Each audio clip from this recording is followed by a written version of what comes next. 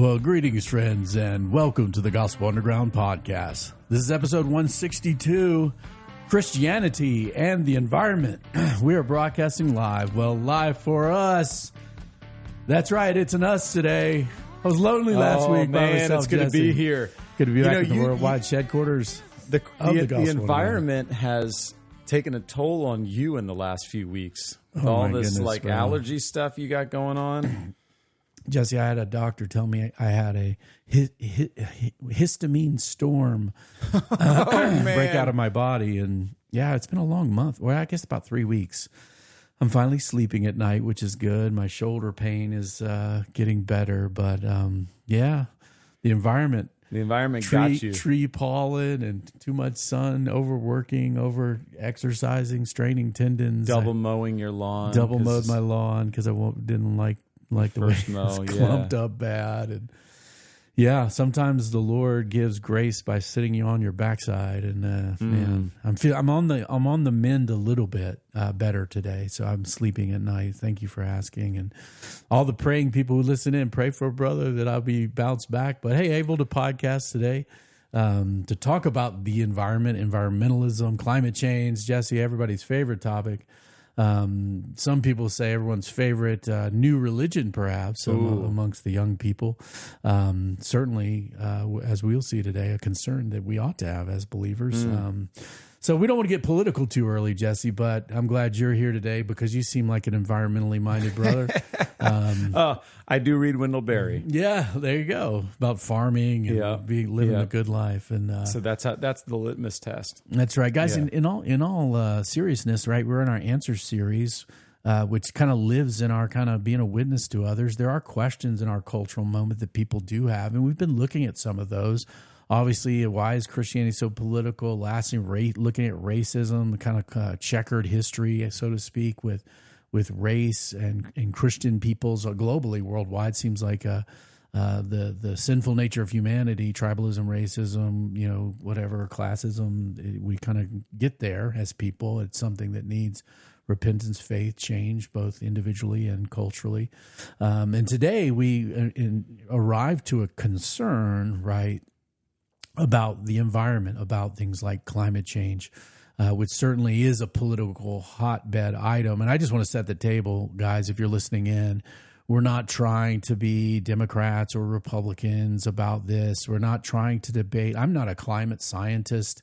There are climate scientists on all sides of this issue. The majority of them think there is some anthropogenic human-caused climate change through industrialization and the use of certain things like fossil fuels. And so we're not here to have a dog in that fight. We want to, though, say as a Christian that this is a huge issue for a lot of people. Obviously, there's people in Europe that are ruining the cultural heritage, gluing themselves to the street or throwing red paint on like Van Gogh paintings. I mean, it's like, and there is a certain way to approach this that's very radical. Right, radical environmentalism. There are folks that kind of treat it like some Christians treat eschatology, I guess, that the end is tomorrow. Yeah. And it's an existential crisis right now. If we don't change everything, we're all dead and that kind of thing, such that the complexity of these issues kind of can get muted by, rash action as soon as possible. So we're not trying to talk about ice core evidence or anything like that. My friend Phil Sontag, who was a member of Jacob's Well Church that we planted in New Jersey, Jesse, he's a climate scientist. He would have a lot to say. But in general, we want to start principally by saying, hey, the earth is the Lord's and the fullness thereof. God created, he owns it, he made it. He made it as a habitation for his creatures, particularly. He made it for us. He gave people a certain responsibility over it. So regardless of your political persuasion or how you think this or that about when somebody says climate change, right, which can cause everything in the world we know, we ought to at least care about stewarding creation and the environment, Jesse. Mm-hmm. At least it seems like that to me. What do you think? Yes, so I agree. And in fact, I think that there's a really rich history of Christian ecological care, environmental care, not necessarily in the sense of like the early church fathers were certainly not dealing at all with the types of things that we're dealing with, right? They're not nuclear wrestling. reactors or not, right? Yeah. Carbon, fossil fuels,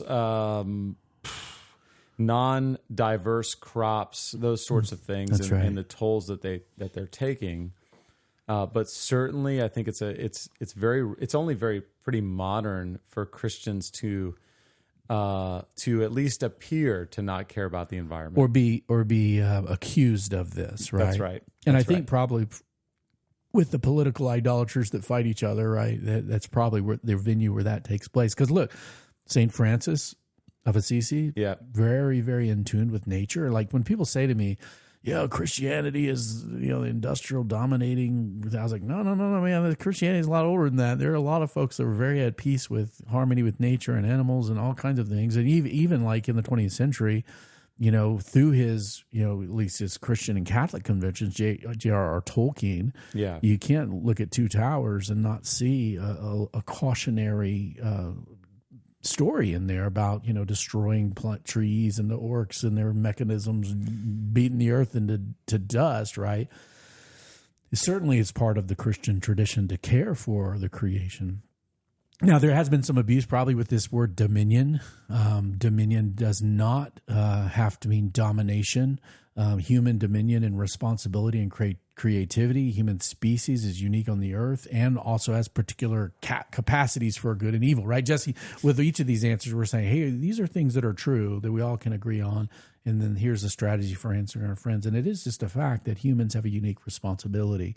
Whether someone's an atheist or an agnostic or subscribes to a philosophical or religious viewpoint, we all know that human beings are different, say, than the alligators or the squirrels. The squirrels are up in the trees right now thinking about whether the world's going to burn because, somebody's got a coal-fired power plant. But human beings, right, we have the unique particular capacities to create, but for good or evil. And I think that's actually a great point, that there is a difference in capacities that I think would be, nobody's going to argue. That's that right. A squirrel has the same capacity. That's right. I think what is perhaps not as clear is to what extent are humans responsible, like morally responsible. And I think responsibility and if you read, I'm a Bonhoeffer guy. If you read Bonhoeffer, you'll see that his ethics are based on responsibility. I think there's a lot to be gained in thinking through, and this is actually Wendell Berry as well, that like Christians ought to be we don't just live in a place, we live responsibly in a place. Yes. And so I do think that's something that we can bring into the conversation of why do we bear responsibility. That's a great point, Jesse. And let's hold that till we get in our strategy of answering people. But I think you're right. Even if we're going to argue about how much responsibility, that's right. Are we? There's more some than sense. The crickets. More than the crickets. Second fact that we probably could agree on, even with our non-Christian friends, that human beings do not comprehensively know the future. And some innovations of human beings, maybe like artificial intelligence, Jesse, can have unintended consequences, right? Yeah. In humility, we have to say that when people started creating the steam engine and coal-fired ships and all this stuff, it was like, wow, look at this. We can go across the river and we can go upstream on the Mississippi, right? This was a great thing, but yet unintended consequences, things of, modern industrial society, chemical pollution. Why do we have a need to not just dump all our trash in the river, right? We don't know the future comprehensively, and sometimes there are unintended consequences. Also, human beings are flawed. Yeah. This kind of guarantees that we won't make perfect decisions, the use of our resources of the earth, but also human beings can course correct and use that same creativity and innovation even to say, oh, well, is there a way we can go after carbon in the environment, so to speak? Sadly, human beings are sinful. Now, if you're a non-Christian listening in, you may not use that language. Right. Maybe you'll say bad, jerk, selfish, bad, MAGA, whatever, you Democrat, communist, whatever you want to use for bad.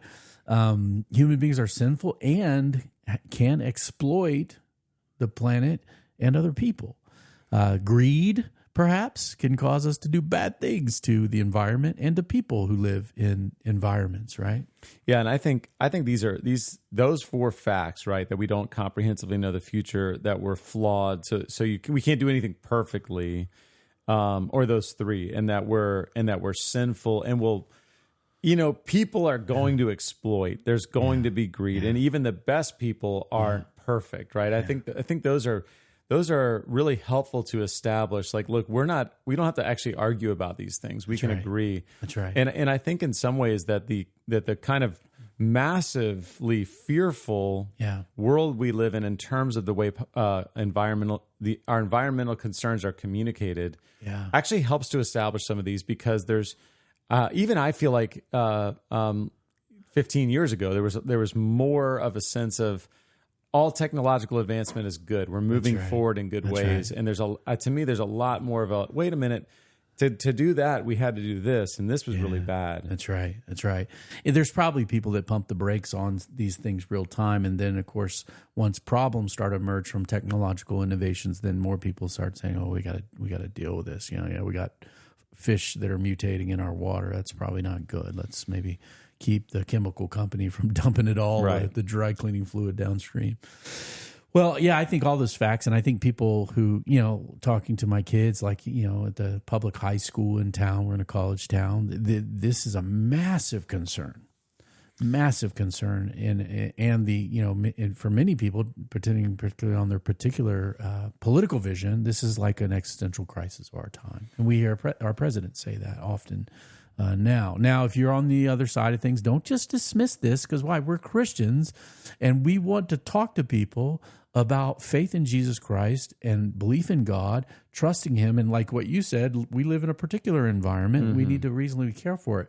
Now, why does this matter? Christians have been a little unique in the sense that science and technology that have emerged, say, out of Western civilization, has been an amazing blessing, and that at times a tremendous bane, a harsh on the environment. And so it's not unheard of that say, hey, I actually had this asked to me, like, hey, in fact, years ago, I was working with a football player, Virginia Tech, my first stint with the Hokies. I remember his name, Brian Welch. He was a football player. He said he was in a class at Virginia Tech where they were talking about Christianity's idea of that human beings have dominion over the earth led to its exploitation. And is that possible? Yeah, probably. Is it what dominion over the earth means biblically? Probably not. But when you're trying to make a bunch of money and create a gasoline-powered engine to drive your family across town in a Ford Model T or something, you're probably not thinking about everything you could think about, and nor could we, because we're also finite, and we can't see everything about everything we do. And I think too, we don't need to get into this. It would be an interesting side conversation to think about types of theological commitments and how it shapes the way that we view our place in this world, right? So if you think, for example, that all of this stuff is going to be burnt up and just... Yeah, the world will end tomorrow. You take a certain literal view of the burning of the world, right? In the Bible, that's right. Your view of what does it mean that God is going to redeem the world, or I think if you've got an overly positive, overly sort of your vision of the end times is eschatological vision. We can really like make it better, and we're going to sort of accomplish. That's right. Then you're but if you think, well, shoot, the rapture is going to come at any moment, it's all going to get burned up. None of this matters anyway. We just got to save as many souls as we can. Burn the coal, whatever you got to do. And so I think that would be an interesting thing too, to think through, like For those of you new to this conversation, there are different ways that Christians view the end of the world. That's right. Some would say it'll get better and better and better, and Jesus will come down and sit on planet Earth on the throne, a post-millennial kind of view, right? Others would say it's going to get bad, bad, bad, and then we'll all get snatched up, and then God will judge the world, and then the kingdom will come. And some kind of maybe in between that, where until kingdoms come, we are to till the garden and have dominion and stewardship, take care of our backyard. Mm-hmm. And I think when we get into strategy, right? If someone says, "Yeah, Christians, the British Empire are just raping the environment," like, really, is that really what Jesus thought, or is that what the Bible teaches? And I think answering questions, we talked about this as we listen, right? And we want to disrupt people. We want to use questions. This is, again, in Aseldar. We want to say to someone, "Hey, is it really true that the Bible teaches us to destroy the world? Is that really what human beings have this reason and capacity and intellect and love and morality even to do? Is that why we're here?" And so for us, we want to introduce to others two words: stewardship and care. Right? With the environment, we should be good stewards, and we should care about our own backyard. Jesse, give us a little quick definition on what we mean by being a steward. Oh, yeah, good. So I'm putting you on the spot. Yeah, you're putting me on the spot. Yeah. To be a steward, you've already brought up Lord of the Rings. So, you think about the steward of Gondor is the person that is entrusted with representing the king and the management and care and care and management. Make this place do what you think the king would want you to do with this thing that he's entrusted to you, so that you can return it as a gift to the king. And we think about this with our bodies. We steward our bodies. We want to make sure we're eating well, we're exercising, and same with the environment. That we exercise care, we exercise keeping, but knowing that we're not the owner. Yeah, that's right. And realizing the owner did give it as well to be utilized. Yep. Right? Like, we need food, we need to breathe, we need water to drink. Right. You don't just, lacquer it and put it in the museum. Yeah, don't touch any of it. We're supposed to use it, and even dominion in the sense of Genesis 1 is really to exercise stewardship over, to put it to use in a way that's good. And cultivate it. Yep. Yeah, like plant things, eat things, bless people, right? This is a quote from a guy who's passed away, who was a Christian philosopher.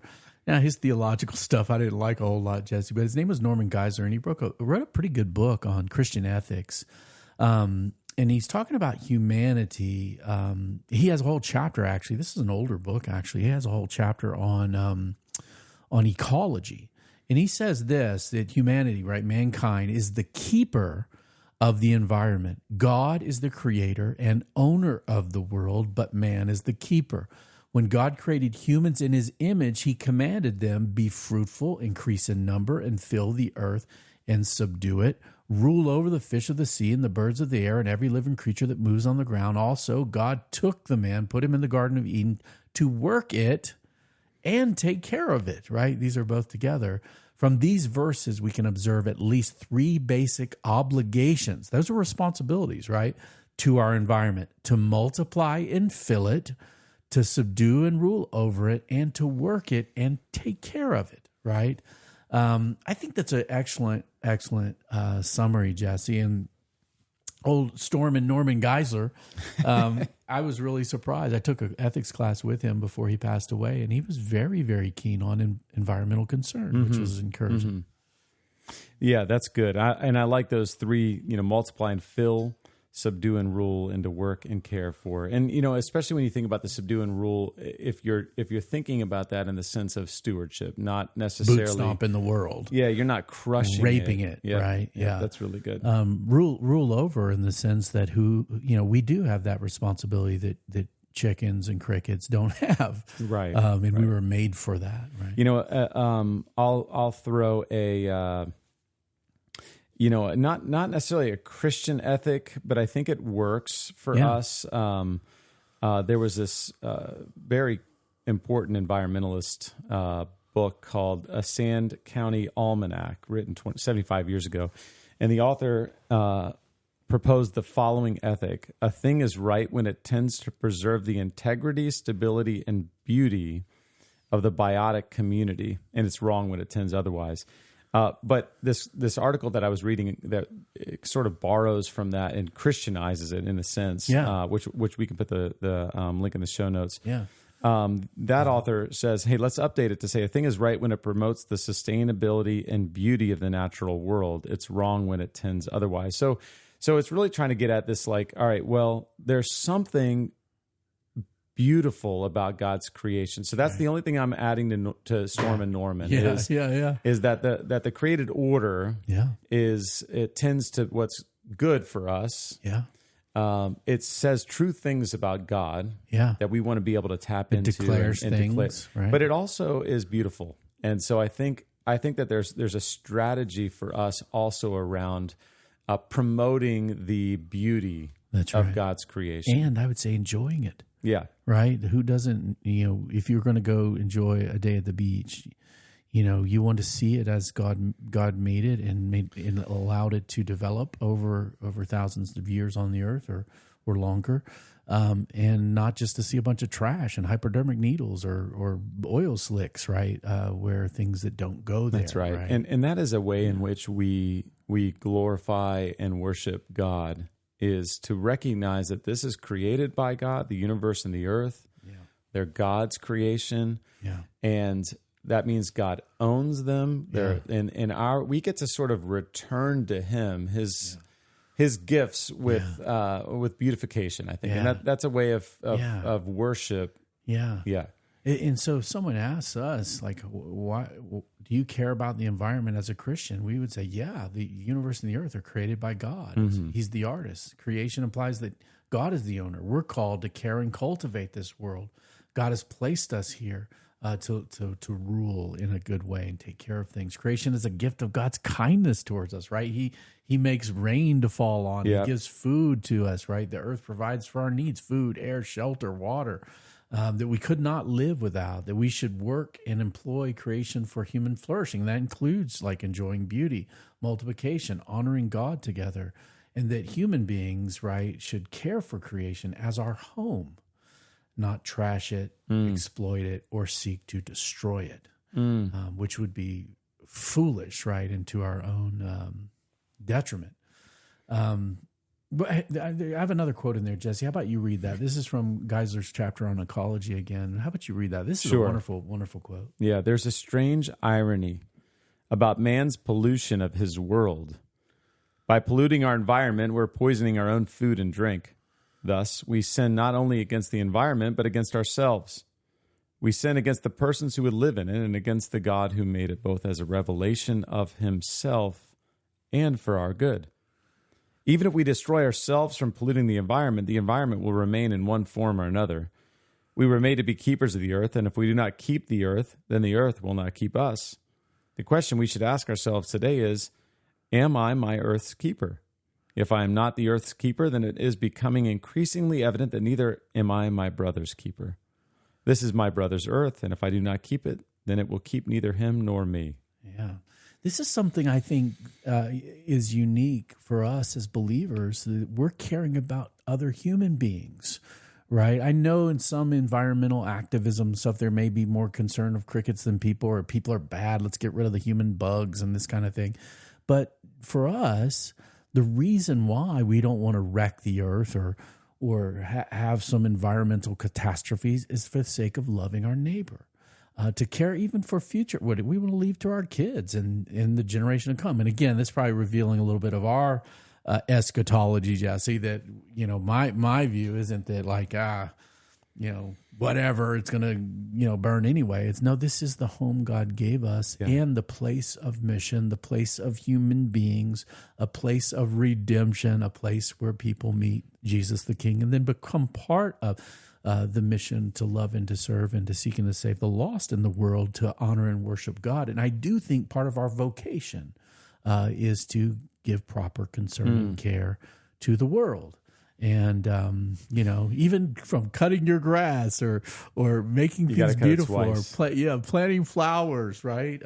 Plant a garden, plant non-GMO food. No, I'm just kidding, Jesse. Because look, it's complicated. I think maybe we'll close here. I think one of the things that happens politically is that you bring up something like the environment, and everybody goes right into political circles, ready to fight. Right. Quoted their famous scientists, and this and that, and it is used and abused. Like for instance, someone would say, "Well, we got to get rid of all fossil fuels," and like, "Whoa, wow, really? We don't realize because we're kind of pampered, right? People who don't die simply from winter as much. People still do, right? But before, you just died because you got cold and died. Yeah. Like, can you imagine, like, Canada, like, we rid all fossil fuels, like, or no nuclear power, like, everyone's gonna die. Like, it's to be warm and well fed. Well, and that's the same thing with things like GMOs, which or genetically pesticide. modified organisms, food, corn that doesn't get eaten up by the locusts or whatever. That's right. Is like there are certainly complicated and negative things that come from even like monocrops, no biodiversity. Yeah. It's hurting our soil. There are things that are worth considering, but also less people are starving. That's right. And it is a good thing to feed people. Yeah, it is a good thing people, to provide affordable grain and corn. That's right. And so actually that's one of the things that makes the say the word for me. Politicization. Thank you. That makes this difficult is because it tends to make us go into a straight line, and we think it's a really simple, like you're either this or that, and it's either good or bad. But the reality is, even the things that I even would say, I think that's bad, are still complicated. That's right. And there are still good things, and it's still like, all right, well, if we cut that thing out, what are we doing to make sure that the good it's bringing is still being brought? Is there a better way? That's right. And that's where some of the eco-terrorists, the ones that want to just take everything back to the Stone Age, literally tomorrow. These people have never lived in the Stone Age, and the fact that people have clean water to drink, food to eat, that you can stay warm in the winter, or people can live in Arizona, right, is something that has been brought about by certain use of creation and technology. And so these issues, politically, they're about, zero-sum games of politics, winning and losing, keeping power, when in reality, human beings together, we need to seek good solutions to care well for creation and to care well for people, because a lot of these technological things have made a tremendous blessing upon the world. The fact that if you can go into your house and turn on the heat when it's 10 degrees outside is a gracious gift of God as well. Now, do we want that? So there is no, there's no food to eat or clean water, or we burn the earth up, in 150 years. Well, obviously we don't. And so, but does Christianity tell us to rape and pillage and destroy? No, to steward and care for the earth that belongs to our God and our brother. I love the steward and care as a strategy. I also love, Reed, you said something about vocation, like a calling. And I think you're right that there's a general Christian calling to steward and care for the world. But I also think some of this comes down to the calling that God has and the responsibilities that God has entrusted to individual Christians. Yeah. So as an example, I would love to just say everybody should grow a garden and care for their. But like my wife's got one right out there. Yeah, I know, it looks really nice. I saw it coming in. I was like, oh, there's some snap peas growing up there. But not everybody can afford land. Yeah. Not everybody lives in a rural or suburban environment. Yeah. Not everybody can afford to buy locally produce, local produce and like grass-fed beef and cage-free. Not everybody can afford that. Yeah. And so there are some things where I'd want to say, well, live in grace. Yeah. Try your best to be a steward, caring for the earth in the place that God has you. That's right. To live responsibly in a place, not just as if the place doesn't matter. That to me matters. That's right. How you do it feels vocational to a certain degree. That's right. If you can afford it, certainly you should buy local. You should buy in season. Right. You should grow a garden. But if you can't, then you got to figure out other things. Walk more. Yeah. When it's a nice day, maybe you don't take the bus. Maybe you walk. A bike, and other things. Pray. And Jesse, I think this reveals. This is one of the big illusions of Western civilization. Our culture. We love to think that we're our person is an own island, and I just take care of myself. And this is such a fiction, right? Because the interconnectedness of a society is unavoidable. If you think even like, say you live in New York City and you can't have a big pole, you can't have pole beans or whatever because you're in an apartment or whatever, or you live in Tokyo, somewhere there's a big farm that people are working the land to create food. And even like you think about it in our country, we did not rotate crops. We did create a dust bowl in the early 20th century, and we did kind of not know what we were doing, and we had to learn. And now more responsible farming and rotations and technologies and care for the soil through ingenuity and human flourishing. You can go to a grocery store in New York City and buy pole beans or whatever you want to buy, because there's this cooperative nature and this interdependence of human society that really matters how we steward the resources that we do have. And I think if more people would get thinking about that rather than just who's going to win the election or how people abuse climate change for this or that purpose politically, I think we would do better as a human society where we are the earth's keeper and stewards of our sisters and brothers and our future progeny, right, to the glory of God. And if we don't do that, we're just like Geisler's quote, we're poisoning ourselves, and that just makes very little sense. Jesse, you have any final thoughts for us about your community garden you have? Or kind of Yeah, we don't have. We do grow some things, but mostly weeds. Zucchini grows like crazy, man. We'll have that out of our ears in a little bit. Yeah. So no, all I'll say is if I could make a couple of reading recommendations. Yeah, that'd be great. I do recommend Wendell Berry. He's a little bit more progressive and even probably more environmentalist than I am, but I learn a lot from him, and I'm engaged when I read him. As particularly, I think the most comprehensive collection of his essays that would include things like A Native Hill and the making of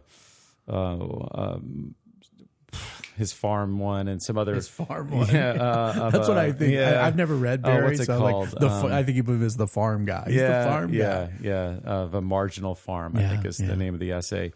So World Ending Fire is the name of that collection. Okay. And if you listen to it, it's narrated by Nick Offerman. Okay. So if you want to hear an audiobook, if you want to hear who is he in Parks and Rec? Nick Offerman. Is he Ron Swanson? Ron Swanson. So if you want to hear Ron Swanson narrate, he's a huge Wendell Berry fantastic acolyte, I guess. That's fantastic. So that's a good one. And another couple that are sort of not explicitly Christian. One is a book called English Pastoral by James Rebanks. Which is it's essentially his own journey of taking over a family farm as a writer, and living responsibly. And again, that one is not a Christian book, but it's provoking. Yeah. The other one is Hunting from Home. Yeah. by Chris Camuto. Okay, and that's actually that was written right up the road in the Blue Ridge Mountains, about an hour and a half away. So we'll put all these books in the show notes for you guys as well. Again, that's just one that I think when you think about creational care and stewardship, I would like to make everyone read it that I'm close to. Just maybe particularly vocationally, if you live in Virginia, if you're listening and you live in the Blue Ridge Mountains, that's an excellent one. Hunting from Home. It's not about hunting. It's a little bit about hunting, but it's more about living responsibly in the land in which God's placed you. There's a book that I just thought of that I read years ago